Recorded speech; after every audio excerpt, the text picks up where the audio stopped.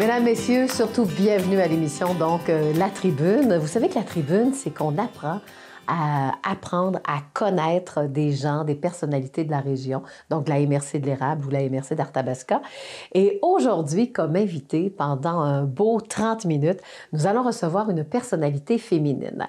Je vous la présente, c'est Madame Danielle Béliveau. Allô, Danielle? Allô, Lydia. Je ne connais pas tout, moi, de Danielle Béliveau. Hein? On la connaît directrice générale à la Polyvalente, donc la SAMAR. Mais en dehors, ben, je sais que vous êtes sportive. Souvent, je vous vois en ski de fond ou des choses comme ça. Mais vous aimez le sport extérieur.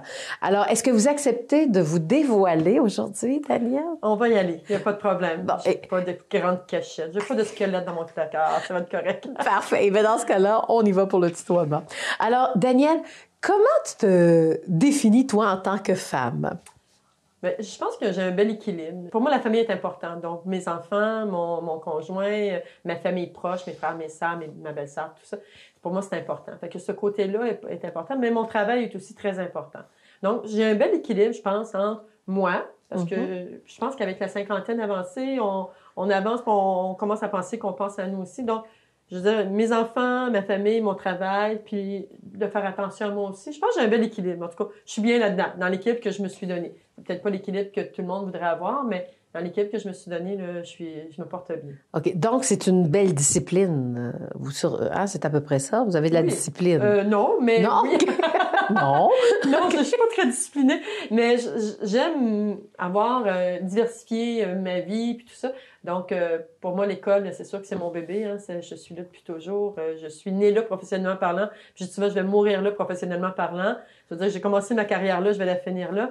Mais c'est important. Puis mes 3 enfants, c'est comme la prunelle de mes yeux nécessairement. Mon conjoint. Fait que c'est un bel équilibre. C'est un bel équilibre. Côté famille, là, la famille avec papa, maman, frères, sœurs, ça se comporte comment chez vous, là, native de Montréal? Oui, c'est ça. Je suis une vraie de vraie Montréalaise. Alors, j'ai vécu toute ma vie, je suis dans les ruelles de Montréal, si on veut.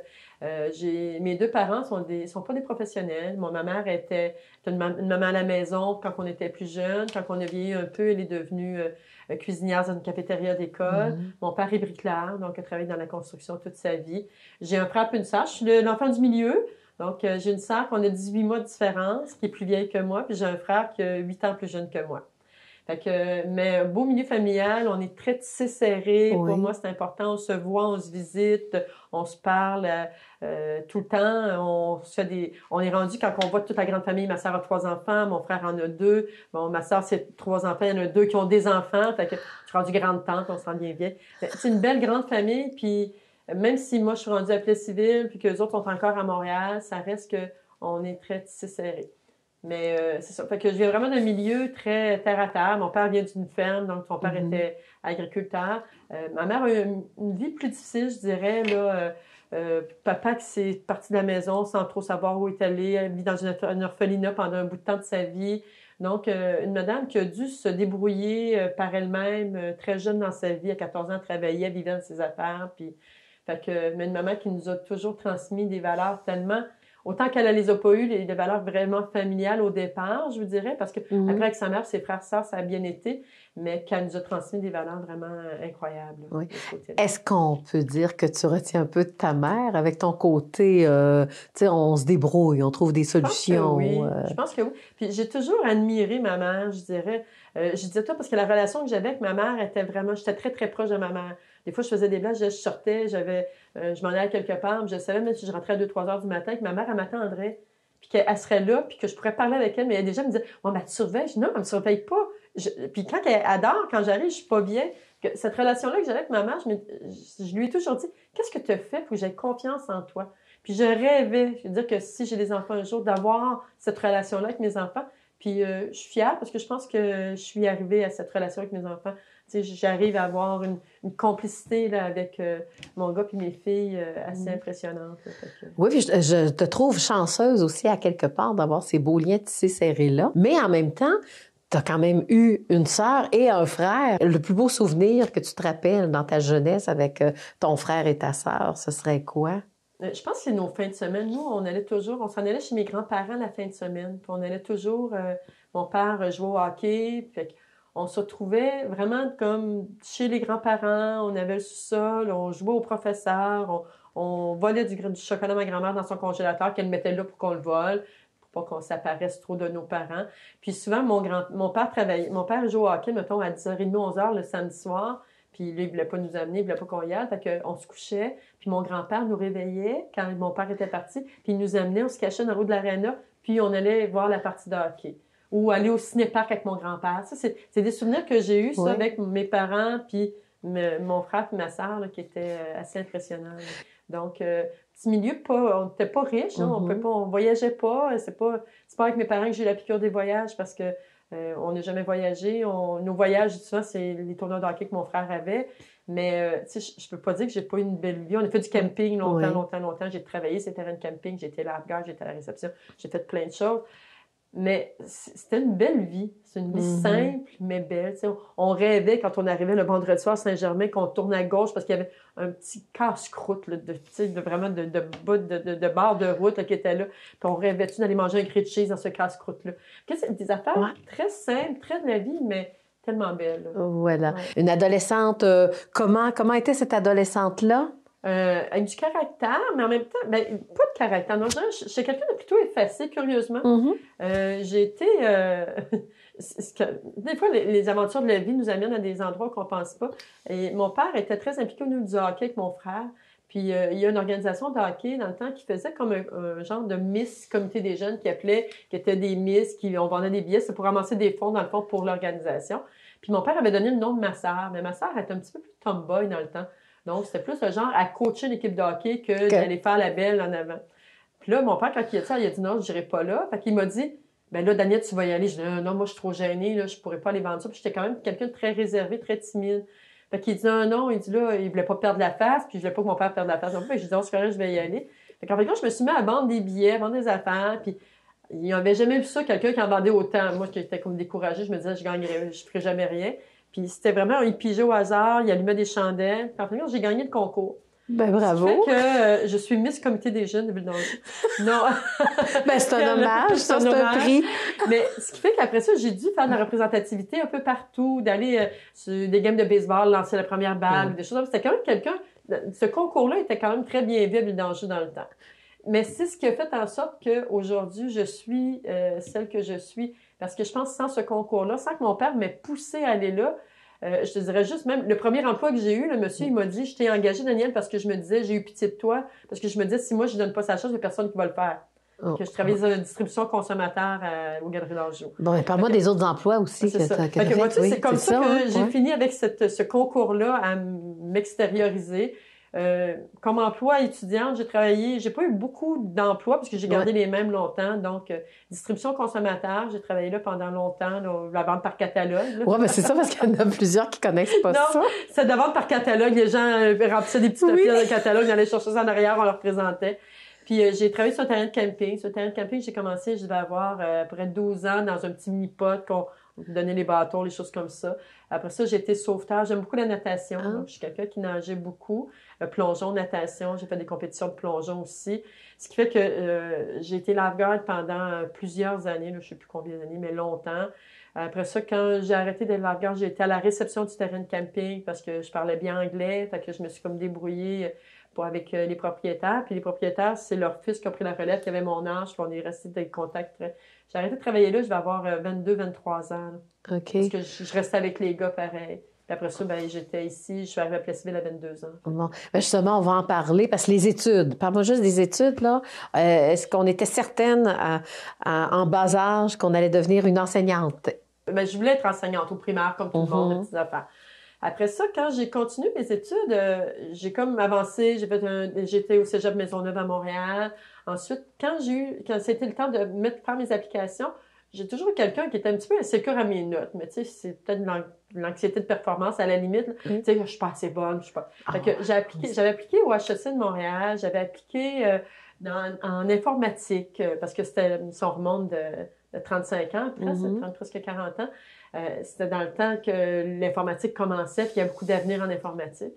Puis, c'était tous des domaines contingentés. Fait que j'avais peur de ne pas être acceptée. Fait que je m'étais dit, je vais aller en mathématiques. Parce qu'en mathématiques, il n'y a personne qui va là. Fait que j'étais sûre d'être acceptée en mathématiques. Tu étais super bonne. Moi, en mathématiques, j'adorais. Je mangeais les mathématiques. OK. Je suis vraiment, là, ça, c'est mon dada. Moi, je m'amuse à faire des maths, là. Fait que, là, j'ai appliqué partout et j'ai été acceptée partout. Même au HEC, j'avais été acceptée sans même passer les examens d'entrée, là. Avec mon dossier scolaire, c'était suffisant. Puis quand j'avais mon mathématique de côté, je me disais, maman, en fin de compte, là, je pense que c'est ça que je veux faire. Je veux aller enseigner mathématiques. Je me voyais pas dans un bureau tout seul, dans un ordinateur. Je me mastinais avec qui? Tu sais, je me suis mastinée, j'ai une tête de cochon. Fait que je me mastinais avec c'est pas moi qui l'ai dit, là. C'est moi. Désolée. Ceux qui travaillent avec moi le savent. Oui. Mes enfants aussi. C'est ça. Donc, je me disais, je vais faire quoi? Fait que j'ai fini par prendre la voie de mathématiques. Donc, j'ai fait un bac en mathématiques avec l'enseignement, dans le fond, de la pédagogie pour pouvoir aller enseigner au secondaire. Toujours à Montréal, là, les études, hein? Oui, mon bac, je l'ai fait à l'Université du Québec à Montréal. Alors, raconte-moi ton choix. Pourquoi Plessisville, Polyvalente La Samar? Ben, c'était le pur hasard, je dirais, parce que moi, Plessisville, je savais que c'était où sur une pancarte entre Drummondville et Québec, à peu près, quand je partais de Montréal pour monter à Québec. Mais pas plus que ça. Je savais pas où c'était. Mais quand j'ai fini mon bac, il y avait l'Université du Québec à Montréal avait donné une formation à tous les directeurs des ressources humaines de la province du Québec, des commissions scolaires. Puis il avait dit, il cherchait des cobayes, dans le fond, pour pouvoir mettre en application leur technique d'entrevue. Fait que la directrice du module m'avait demandé, puisqu'on était 2 à finir en mathématiques, il n'y avait tellement pas de monde dans ce domaine-là. 2 femmes? Non, okay. C'est souvent des immigrants qui étaient en mathématiques aussi, fait que, oui. parce qu'ils ont une affinité plus facile avec, je dirais, les mathématiques. Fait que non, j'étais toute seule de femme, puis ils ont dit, t'as-tu goût d'y aller? Ça peut t'ouvrir toutes les portes des commissions scolaires, mais si tu te plantes pour toutes les commissions scolaires. Fait que j'aimais ça passer une entrevue. Après la première qui avait été vraiment catastrophique en haut distribution consommateur, j'ai pris confiance en moi. J'ai dit non, c'est correct, go, j'y vais. Puis j'ai rencontré plein de monde. On m'a offert un poste à Havre-Saint-Pierre, donc je devais partir à ce moment-là. Jusqu'à ce que, quand je suis revenue de ça, j'ai quand même envoyé mes CV un peu partout. Puis à la commission scolaire Jean Rivard m'ont rappelé. Je me suis rendue ici, je me suis perdue pour m'en venir. J'ai passé par Drummondville, la grande ligne, là, par Victo, la grande ligne, puis tout ça avant de me rendre jusqu'ici. Puis quand je suis venue passer le poste, ça se posait un poste en mathématiques sciences qui avait marqué dans les papiers. Puis en fin de compte, j'ai appris que c'était un poste en mathématiques pures. Puis le monsieur qui était là, c'est un monsieur qui était sur mon comité de simulation d'entrevue à Montréal, lors de la simulation que j'avais faite. Fait que il me disait, ah oui, raconte-nous telle affaire, dis-nous telle affaire. Puis que c'est comme ça que j'ai fini par avoir, ils m'ont offert le poste. Oui, et quand vous avez su la nouvelle, je suis engagée comme enseignante, c'est quoi la réaction, l'émotion qui passe, là, Danielle? C'était, oh mon Dieu, il me reste 2 semaines, j'ai pas d'appartement, j'ai pas rien, je pars de Montréal. Fait que on est venu ici avec ma mère, on a fait le tour des appartements meublés, on s'est trouvé quelque chose à côté du décor 1715, en haut il y avait des appartements là, oui. C'est le cinéma qui était là avant, là, qu'on m'a dit. Donc je m'étais trouvé un petit appartement 3,5 là, puis c'est ça. Puis là, c'était le stress de venir à l'école. Ça a été spécial comme accueil. Tu sais, au début, j'avais dit à maman, moi, je m'en viens ici 3 ans, je m'en retourne à Montréal. C'est pas vrai que moi, je suis une vraie de vraie Montréalaise. Je suis bien au centre-ville de Montréal. Quand je suis au centre-ville, ça sent bon, c'est une bonne pollution, j'en ai besoin. Fait que je m'en venais à Plessisville, mes amis Daniel, tu vas mourir, là, il n'y a pas de trafic, il n'y a pas de lumière, il n'y a pas de pont, il n'y a pas rien, tu vas faire quoi? Fait que je m'étais dit 3 ans, puis l'accueil avait été, c'est toi ceux qui arrivent de Montréal, parce que, tu sais, Plessisville, on est un petit milieu, puis très chauvin, hein, comme milieu, puis on très, puis viens pas nous déranger si tu viens de l'extérieur, ça, tu sais. Fait que, qui est mon voisin quand on a un voisin qui déménage, là? C'est pas le cas à Montréal, tu sais, je connais pas mon voisin. Mais, tu sais, fait que je trouvais que les gens me regardaient en me disant, tu sais bien, ta fille qui vient de Montréal. J'avais pris l'emploi de quelqu'un aussi, tu sais, qui était là depuis 2 ans, qui remplaçait madame. Fait que personne n'est pas tellement contente de savoir que la petite fille de Montréal qui vient voler les emplois aux gens de la région, tu sais. Fait que, des fois, un accueil qui était, mais ça n'a pas duré longtemps, là. Les gens ont appris à me connaître, je pense, puis je me suis fait des amis, puis ça a toujours été, je suis encore là. Oui, bien justement, parlons-en des amis, parce que là, vous êtes à Plessisville. On est en quelle année à peu près, là? Je suis arrivée à Plessisville en 88. OK. Bon, bien, raconte-moi le côté de chum, ami, l'amitié encore aujourd'hui. Est-ce que c'est important, les amis? Oui, mais c'est sûr que j'ai laissé beaucoup mon monde de Montréal, parce que bon, j'avais un chum, je disais tantôt, j'ai laissé tomber le chum, à un moment donné, après 2 ans. Lui, il voulait s'en venir. Moi, il y a de quoi qui marchait pas, ça cliquait pas. Je dis non, moi, je reprends ma vie, puis je veux pas faire venir quelqu'un de Montréal, puis ça marche pas, tu te sens coupable. Fait que ça marchait pas assez. Fait que j'ai laissé tomber ça. Puis je me suis fait des amis ici, là, des gens qui, dans le fond, qui travaillaient avec moi, puis des enseignantes, puis on s'est liés d'amitié. C'est sûr que dans ce temps-là, je descendais quand même à Montréal toutes les fins de semaine. Donc le vendredi, je partais, je descendais à Montréal, je revenais le dimanche soir, ou le lundi matin pour venir enseigner. Puis, à un moment donné, à l'école, je travaillais avec une enseignante en mathématiques qui s'appelait Muriel. Puis, Muriel qui est devenue ma belle-mère, dans le fond, parce que son fils est venu aussi à l'école travailler, il faisait un petit peu d'orthopédagogie. Alors, c'est comme ça que j'ai rencontré l'amour de ma vie. Alors, M. Stéphane Drolet, ça fait 27 ans qu'on est ensemble. Enfin, 27 ans à l'été qu'on est ensemble. Avec 3 enfants. Avec 3 beaux enfants de maintenant 18... ça fait 18, 20, 22 et 20, il va avoir 26 ans bientôt. Là. Tous à l'école et des beaux enfants. Nomme-les, je suis certaine qu'ils vont aimer ça. Léa qui est au cégep. Fait quoi, ouais? C'est ça. Léa est au cégep en sciences nat au cégep de Victoriaville. Là. Elle va faire ses demandes d'admission bientôt. Elle ne sait pas trop en quoi. Domaine médical peut-être qui l'intéresse. J'ai Jade qui termine son bac en éducation physique comme enseignante. Elle termine cette année. Donc au mois d'avril, elle va être une enseignante pour vrai. Puis j'ai mon garçon Julien qui est en médecine à l'Université Laval. Oui. Donc, et est-ce qu'il y a un de tes enfants que tu te reconnais? Je dirais que je me reconnais un petit peu dans chaque. Peut-être Léa, qui a peut-être un peu plus la tête de cochon, plus drastique un petit peu comme moi. Mais chacun, je dirais, on se ressemble beaucoup, les trois, surtout les 2 filles, là, on se ressemble beaucoup avec mes 2 filles. Là. Ils peuvent pas me renier, ça me dirait qu'ils sont... Puis les 2 ont 5 ans de différence, mais les gens ont pas capable de les distinguer souvent, là. Même si Jade, elle a quand même 22 ans, puis l'autre, elle en a 18. Mais au restaurant, quand ils travaillaient à l'Agora, il y en a qui disent « Hey, je vous ai demandé quelque chose tantôt, puis vous me l'avez pas apporté. » Elle dit « Non, c'est ma soeur qui va vous l'apporter. » Fait que, tu sais, c'était comme... Ils se ressemblent, puis je pense qu'ils peuvent pas, ils vont savoir ce qu'ils vont avoir l'air quand ils vont être vieilles. Un beau modèle. Ben oui, puis en même temps, c'est ça, le rôle de mère te tient à cœur, comme le rôle d'épouse aussi, hein, c'est ça. Moi, c'est sûr que ma priorité, même si je mets beaucoup de temps à l'école, ma priorité est quand même à la maison. Je dirais, là, c'est sûr que mes enfants sont plus vieux, c'est comme plus facile peut-être, mais ça reste que des fois, si je vais être capable de retourner à la maison à 5h, 6h, mettons, je vais aller souper, puis je vais retourner travailler quand tout le monde était couché, je retournais travailler. Mais je peux travailler, je suis une oiseau de nuit, donc je peux travailler jusqu'à 2, 3 heures, 4 heures du matin, je retourne me coucher, je me relève, 2, 3 heures de sommeil, puis je vais retourner travailler le lendemain matin à 8 heures. Oui. Et là, parlons de tes activités hors travail, là. Le sport, hein, c'est ça? On a parlé un petit peu en début d'émission, là. Je suis une fille qui aime beaucoup le hockey. Je joue au deck hockey un peu, mais j'ai adoré suivre mon gars jouer au hockey. Là. J'adore le hockey.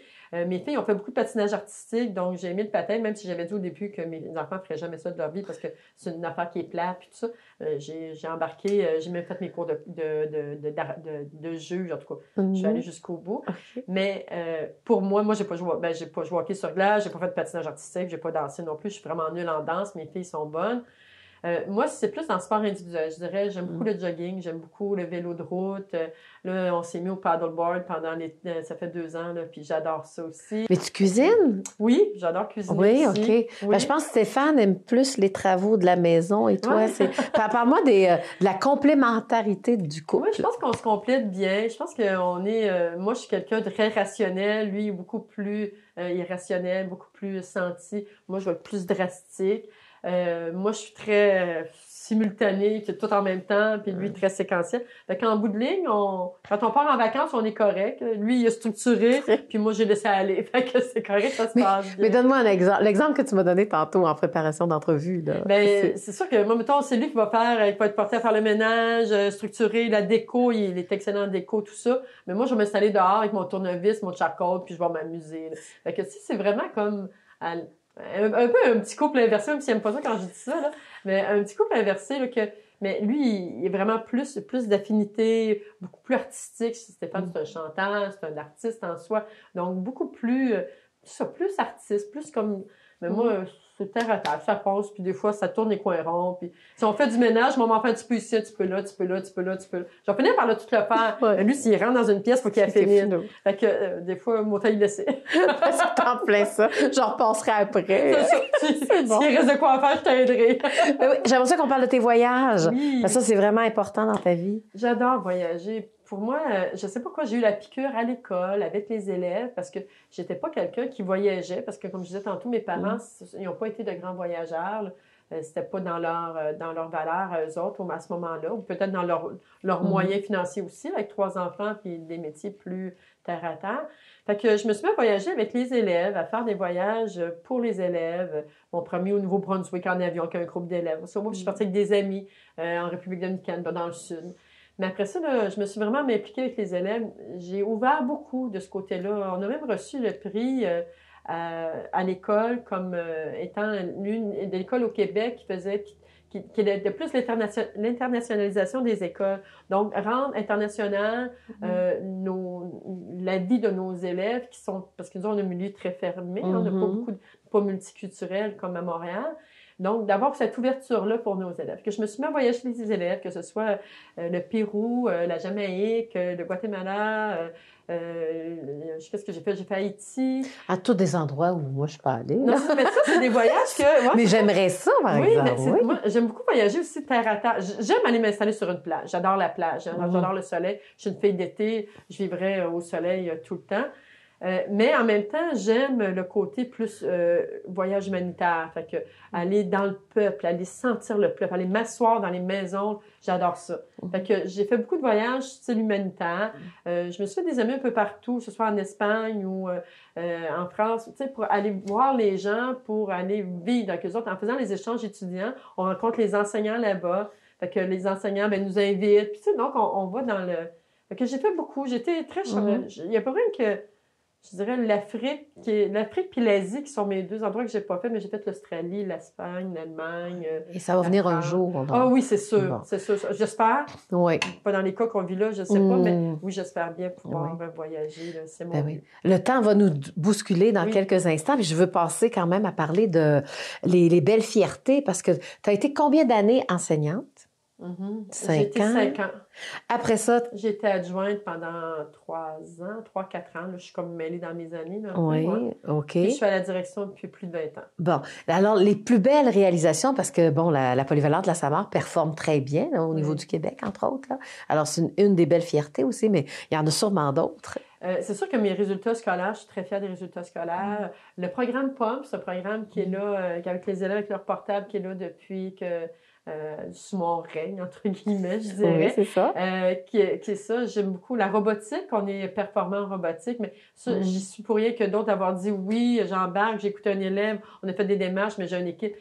Je pense que le secret de mon travail, c'est de m'entourer des meilleures personnes. Puis ce sont les meilleures personnes que j'ai à l'école. Ça, si tu fais partie de la polyvalente de la Samar, c'est parce que tu es le meilleur, sinon tu serais pas là. Fait que je pense d'avoir entouré ça, fait que de voir ce que l'école est devenue, de voir l'ouverture des jeunes. Les jeunes aiment voyager à l'école, puis d'avoir inculqué ça en même temps, mais peut-être les parents aussi, mais d'avoir eu cette ouverture-là pour les jeunes à l'école, j'adore. Là. Oui. Fait que... Aussi, avec l'évolution, là, c'est pas l'enseignement des années 80, 70, non, que 80, ça change. Là. Ça change beaucoup. Je pense que aujourd'hui, pour être enseignant, c'est une vocation. On peut pas être dans le domaine de l'éducation sans avoir la vocation parce que c'est pas les conditions. Souvent, on dit, c'est 2 mois de vacances. C'est pas vrai, là. C'est pas vrai parce que les 2 mois de vacances, sincèrement, les enseignants, là, c'est pas... De toute façon, ils sont pas payés, là. C'est comme du temps étiré jusque-là. Mais ils travaillent fort, puis le jeune le sent. L'adolescent, là, il ressent les choses. Que si c'est que t'es là pour ta paye, là, ben, tu vas sortir les pieds premiers de ta classe, c'est certain. Tu t'en sortiras pas, tu vas abandonner. Il y a 25% des nouveaux enseignants qui abandonnent. Mais je me dis, parce que, c'est un métier qui est difficile, c'est une profession qui est difficile, je pense que ça demande, mais c'est tellement, ça vient, moi, ça valorisant. C'est valorisant, puis j'adore vraiment les adolescents, là. Je suis bien avec eux autres. En toute intimité, juste entre toi et moi et nos téléspectateurs. Tu te vois où dans une dizaine d'années? Est-ce qu'on continue à travailler? Retraite, pré-retraite, ça dit c'est quoi? sûr que je vais être à la retraite. C'est certain qu'il ne me reste pas 10 ans à faire. Il me reste combien d'années, moi? 3, 4, 5 ans maximum. Mais peut-être plus 3, peut-être 5. Oui. Je suis là-dedans. OK. Fait que je vais pas dire 3 pour que si j'essaie que je continue, comme ça, je continue, ou dire 5 puis que j'arrête à 3. Fait que entre 3 et 5 ans, je dirais qu'il me reste. Puis je me vois à m'occuper de moi, à voyager, à faire du sport, à m'occuper de mes enfants, mes petits-enfants, j'espère que je vais en avoir. Je veux aussi avoir un emploi, travailler, continuer à travailler. Dans quel domaine, je ne sais pas, dans quelque chose Moi, je me dis, tout est toujours arrivé. Mais quelque chose qui va arriver, qui va peut-être être là. Éducation internationale, l'organisme avec qui je fais affaire, c'est quelque chose qui m'intéresse. C'est d'aller les aider, d'aller voyager pour eux autres, d'aller m'occuper des élèves. Encore un côté, j'aime beaucoup mes adolescents. Je l'ai dit à plusieurs reprises, mais garder ce côté-là. Mais en même temps, j'aimerais avoir un emploi qui commence et qui finit. Parce que dans notre poste, c'est que j'ai pas de fin, là, tu sais, que ce soit à 2 heures de l'après-midi ou à 9 heures le soir, s'il arrive quelque chose, ça arrête pas. Donc, j'aimerais ça être capable de dire qu'à 8 heures, quand je commence, puis quand je finis à 4 heures, mais que ça s'arrête, puis je peux reprendre le lendemain. Mais c'est sûr que je vais continuer à être active parce que je pense un petit peu côté hyperactif, peut-être, un petit peu de TDAH. Mais c'est ça. Mais je pense que je vais continuer à m'amuser puis à faire de ma vie ce que je veux, ce que moi je la vois, puis de continuer. Maintenant, vraiment pour la conclusion, en 30 secondes, qu'est-ce que tu aimerais que les gens qui t'écoutent retiennent de Danielle Béliveau? Que c'est une personne entière, c'est une personne qui est vraie, c'est une personne qui est la même à l'école, au travail, avec les amis. Parce que j'ai pas parlé, mais j'ai beaucoup d'amis, des amis que j'ai fait avec le hockey. Puis c'est important pour moi, cette amitié-là que j'ai avec ma gang de filles ou avec... j'ai comme 2 groupes, j'ai comme 2-3 groupes d'amis. Puis c'est important. Fait que je veux que les gens retiennent que ce qu'ils me voient de moi là, ou qu'ils voient de moi à l'école, ou qu'ils voient de moi à l'épicerie, ben, je suis toujours la même personne. Je serais pas habillée différemment, je serais pas c'est moi, puis je pense que je serais authentique dans ce que je suis. En tout cas, merci de t'avoir livré. Vraiment, tu as été naturel, incroyable. Mais regarde, là, pour ta retraite, là, le monde des communications, là, c'est... En tant que tu dis pas politique, il n'y a pas de problème. Non, mais dans les coms, là, c'est vraiment... parce que tu as le tour de faire bien comprendre les choses aux gens. Mais c'est ton côté enseignant, de toute manière, qui ressort. Je viendrai te voir, Lydia, peut-être. Oui. On cherche des bénévoles, puis on sait jamais, on va te mettre sur un programme, tu seras payé. Pas de problème. Ça peut être du bénévolat. En tant qu'animatrice, alors on a besoin de monde aussi à la télé. On se reverra dans quelques années. C'est ça, t'es la bienvenue. Merci beaucoup, Danielle Béliveau. Alors voilà, j'espère que cette émission de La Tribune vous a plu énormément. En tout cas, on a vraiment appris à mieux connaître Mme Danielle Béliveau, donc la directrice générale de la polyvalente La Samar du côté de Plessisville.